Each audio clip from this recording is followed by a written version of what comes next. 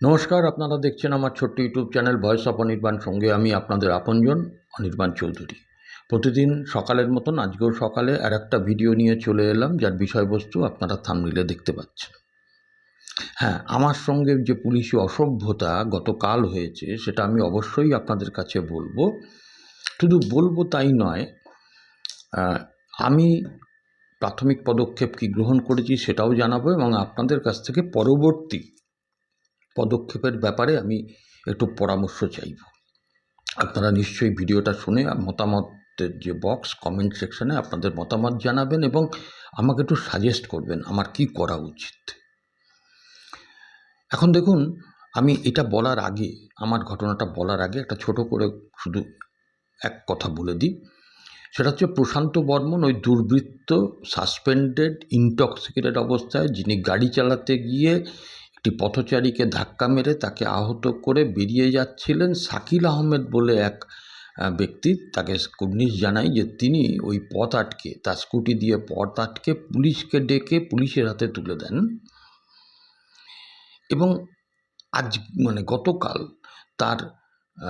তাকে হাজির করানো হয় কোর্টে, এসিজেএম আদালতে, বারাসাতের লোয়ার জুডিশিয়ারি। সেই লোয়ার জুডিশিয়ারি তাকে 1000 টাকার ব্যক্তিগত বন্ডে ছেড়ে দেয়। এখন প্রশ্নটা হচ্ছে, অনেকেই এই বিচারপতির বিরুদ্ধে বিষোদ্গার করছেন সোশ্যাল মিডিয়ায়। দেখুন, আমি এই লোয়ার জুডিশিয়ারির ব্যাপারে প্রশংসাপত্র বিলি করতে এখানে বসিনি, কারণ এই প্রশান্ত বর্মনই একটা সময় জামিন পেয়ে গিয়েছিলেন ওই খুনের ঘটনায় এই বারাসাত এসিজেএম আদালত থেকে। পরবর্তীকালে তো হাইকোর্ট, সুপ্রিম কোর্ট হয় এবং তিনি দোষী, তাকে আত্মসমর্পণও করতে বলা হয়। তারপর তিনি ভোকাট্টা হয়ে যান, পুলিশ খুঁজে পায় না। শাকিল আনসারি যদি গত পরশুদিন তাকে না পেত, ওইভাবে লাইভটা না করতো, তাহলে আমরা কেউ জানতে পারতাম না। তো ওই অবস্থায় পুলিশের তাকে ধরতে বা অ্যালকোহল টেস্ট করতে অনীহা আমরা দেখেছি, ভিডিওটা যারা আমরা দেখেছি। পরবর্তীকালে পুলিশ বাধ্য হয়েছে, যখন দেখছি ওই রকম ভিউয়ার্স লাখে লাখে হয়ে যাচ্ছে, ভিডিও হচ্ছে ওটা, তখন পুলিশ তাকে গ্রেপ্তার করে এবং গতকাল বারাসাত আদালতে তাকে তোলে, বারাসাত আদালতে তার জামিন হয়। এখন আপনাদের কাছে বলি যে এই কারণেই যে লোয়ার জুডিশিয়ারিকে এই ক্ষেত্রে, গতকালকের ক্ষেত্রে দোষারোপ করবেন না অনুগ্রহ করে, কারণ তার বিরুদ্ধে যে ধারাগুলো দেওয়া হয়েছিল পুলিশের পক্ষ থেকে এবং মোটর ভেহিকলসের যে আইনগুলো দেওয়া হয়েছিল, ভারতীয় ন্যায় সংহিতা অর্থাৎ বিএনএসের 281 আর 125 বি, আর মোটর ভেহিকলস যে আইন সেটা হচ্ছে 184 এবং 185 নম্বর ধারা, এবং বলে রাখি এই 4টে ধারাই হচ্ছে জামিনযোগ্য। একটা জামিনযোগ্য ধারায় ধরলে তাকে কোনো জামিন না দিয়ে থাকা যায়। এখন ওখানে যিনি সরকারি আইনজীবী ছিলেন, লাবণ্য জানা, তিনি কিন্তু ওখানে বলেছিলেন যে এনার বিরুদ্ধে আরও মামলা আছে, অর্থাৎ ওই খুনের মামলাটা, দত্তাবাদের যে স্বর্ণ ব্যবসায়ীকে অপহরণ করে খুন করা হয়েছিল, যার প্রাইম অ্যাকিউজ ছিলেন প্রশান্ত বর্মন। তো তখন বিচারপতি সেই নথি চান, কিন্তু অদ্ভুত ব্যাপার, আইনের শাসন চলছে তো এখন, সেই আইনের শাসনের, আইনের যারা রক্ষক, সেই পুলিশ, যিনি ওই বিধাননগর অঞ্চলেরই, যিনি আইও ছিলেন, তিনি ওই নথিপত্র হাজির করতে পারেননি এবং দেখা যায় যে বিচারপতি সেখানে সন্ধে পর্যন্ত ওয়েট করেন, অর্ডার রিজার্ভ রাখেন, কিন্তু সন্ধ্যের পরেও যখন সেই সব নথি এসে পৌঁছয়নি, বিচারপতি চাওয়া সত্ত্বেও পুলিশ হাজির করেনি, তখনই কিন্তু বিচারপতি তাকে জামিনের অর্ডার দেন। তাহলে এক্ষেত্রে বিচারপতি নিশ্চয়ই দায়ী নন। আর একটা মহল থেকে বলা হচ্ছে যে এটা যে চার্জশিটটা দেওয়া হয়েছিল, সেই চার্জশিটে নাকি পূর্বতন সরকার তারা প্রশান্ত বর্মনের নামটাই ডিলিট করেছিল। আচ্ছা, যদি প্রশান্ত বর্মনের নামটা ডিলিট করে থাকে তাহলে প্রশান্ত বর্মন কেন হাইকোর্টে গেলেন, কেন সুপ্রিম কোর্টে গেলেন, তাকে কেন আত্মসমর্পণ করতে বলা হলো, কেন তাকে ভিডিও থেকে সাসপেন্ড করা হলো, এই প্রশ্নের কিন্তু তারা কোনো উত্তর দিচ্ছেন না। অর্থাৎ পুলিশ কিন্তু একই আছে, দিদি গেছে, দাদা এসেছে। দেখুন, আমি খুব পরিষ্কার করে বলি যে এক্ষুনি গেল রগ আমি তুলব না। নতুন সরকার এসছে, চেষ্টা করুক, 6 মাস তো একটু দেখতেই হবে, হনিমুন পিরিয়ড। কিন্তু এই যে পুলিশের যে ভূমিকা কিন্তু বদলায়নি, এটা পরিষ্কার হয়ে গেছে দিনের আলোর মতন। তো যাই হোক, কালকে সে তো জামিন পেয়ে চলে গেল এবং দেখবেন আবার হয়তো সে পালিয়ে যাবে। ওই পুলিশ তার সঙ্গে কুমিরডাঙ্গা খেলবে, আবার খুঁজে পাবে না, আবার লেন্দি হয়ে যাবে। হতে পারে তার প্রভাব আছে ওই প্রশান্ত বর্মনের সাদা খাতা জমা দেওয়া ভিডিও।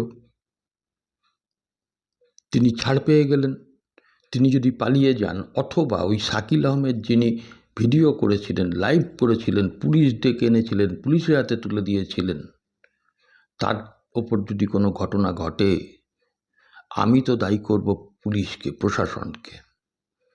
আমি সরকারের কাছে অনুরোধ করব, পুলিশের কাছে অনুরোধ করব যে ওই শাকিল আহমেদদের ব্যক্তিগত নিরাপত্তার ব্যবস্থা করুন। এখন দেখুন, এই পুলিশ যে বদলায়নি, আমার নিজের ঘটনাটা আমি আপনাদের কাছে এবারে বলি, খুব ছোট করে বলছি। গতকাল আমার এক পরিচিত একটি ছেলে আমার কাছে আসে, তার ভাইপো সে গ্রামের দিকে থাকে, তো ওই চান করতে গিয়েছিল পুকুরে, ওরা পুকুরেই নাকি স্নান করতে যায়, দীর্ঘক্ষণ আসছে না।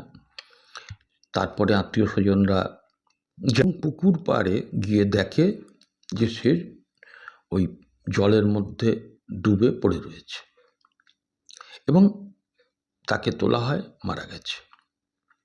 স্বাভাবিকভাবেই পুলিশকে জানানো হয়, পুলিশ এসে বডিটা নিয়ে যায় দত্তপুকুর থানা, ওই নীলগঞ্জ অঞ্চলে ঘটেছে, ওটা দত্তপুকুর থানার আন্ডারে। দত্তপুকুর থানা বডিটা নিয়ে গিয়ে বারাসাত হসপিটালের মর্গে রাখে এবং বারাসাত থানার যিনি পুলিশ আধিকারিক তিনি গতকাল যেতে বলেছিলেন রিকুইজিশনটা দেওয়ার জন্য। তো আমাকে তারা অনুরোধ করলেন, আমি তাদের সঙ্গে বারাসাত থানায় গেলাম এবং স্বাভাবিকভাবেই বারাসাত থানায় আমি কোনো কারোর সঙ্গে পরিচিত নই। আমার একজন পরিচিত ব্যক্তি বারাসাতে থাকেন, তাকে ফোন করে বললাম, ভাই একটু উপকার করতে পারবে? আমি কোনো আনডিউ অ্যাডভান্টেজ চাইব না। এই বারাসাত থানায় এইসব ব্যাপারে, আর আমি কালকেই প্রথম গেলাম, এইসব ব্যাপারে আমি কোনোদিন যাইনি। তো বললাম, কার সঙ্গে যোগাযোগ করলে একটু আমাকে সঠিকভাবে গাইড করতে পারবে, একটু বলতে পারো? সে আমাকে বলল যে এই থানার সবাই চেঞ্জ হয়ে গেছে, শুধু নাকি ওখানে মেজবাবু অর্থাৎ সেকেন্ড অফিসার আছেন, তার নাম হচ্ছে অতনু চক্রবর্তী। বলল আপনি আমার নাম করে ওখানে গিয়ে কথা বলতে পারেন, কারণ সেই ভদ্রলোক বারাসাত ক্লাব সমন্বয় এবং বারাসাত থানা এবং ক্লাব সমন্বয়ের যে একটা সমিতি আছে তার সঙ্গে যুক্ত। তো আমি ওই মেজবাবুর ঘরের সন্ধান নিয়ে তার ঘরে আমি দরজা ঠেলে অনুমতি নিয়ে বললাম, স্যার আসতে পারি? তিনি কোনো উত্তর দিলেন না। আমি ঢুকলাম,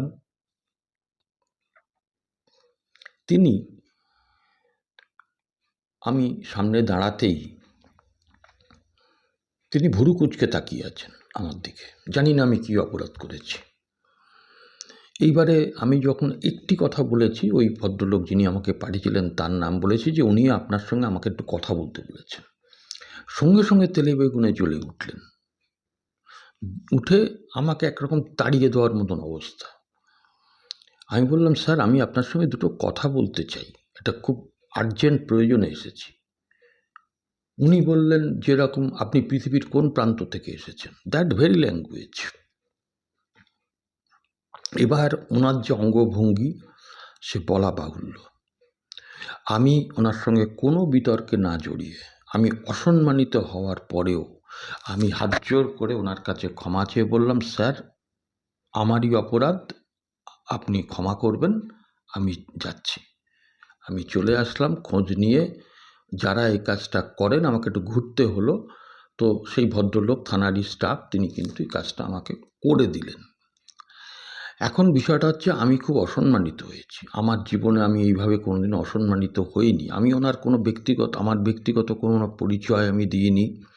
আমি একজন সাধারণ মানুষ হিসাবে গিয়েছি এবং আমার সঙ্গে যে ধরনের ব্যবহার করেছেন, আমি সত্যিই বলছি, তার নাম হচ্ছে অতনু চক্রবর্তী, বারাসাত থানার মেজবাবু।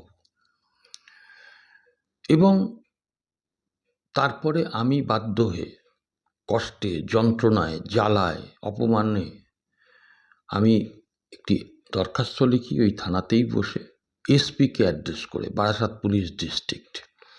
ঘটনাটা জানাই এবং বলি যে আমার সঙ্গে এই দুর্ব্যবহার হয়েছে, আমি মর্মাহত। আমি চাই যে আগামী দিনে যাতে উনি এই ধরনের ব্যবহার সাধারণ মানুষের সঙ্গে না করেন, সেটা নিশ্চিত করবেন। আমি সেখানে এসপিকে চিঠিটা করেছিলাম, কপি টু বারাসাত থানাতেও জমা করেছি এবং এসপির কাছেও জমা করেছি। 24 ঘন্টা এখনও হয়নি। আমি দেখব ওনারা কী করেন। কিন্তু তারপরে যদি কোনো ব্যবস্থা না নেয়, কারণ পুলিশ তো বদলায়নি, পুলিশ একই আছে। দাদা এসছে, দিদি গেছে, কিন্তু পুলিশ একই রয়ে গেছে। সেক্ষেত্রে আমার কি করণীয় আছে একটু আমাকে বলে সাহায্য করবেন। আপনারা যদি আমার ভিডিওটা ভালো লাগে বা আমার এই ভিডিওগুলো ভালো লাগে, যারা এখনও অবধি সাবস্ক্রাইব করতে পারেননি বা যারা আজকে নতুন আমার ভিডিও দেখছেন, একটু সাবস্ক্রাইব করে আপনারা পাশের বেল আইকনটাকে যদি প্রেস করে দেন, আমি বাধিত থাকব। সবাই ভালো থাকবেন। আবার দেখা হবে পরবর্তী এপিসোডে। নমস্কার।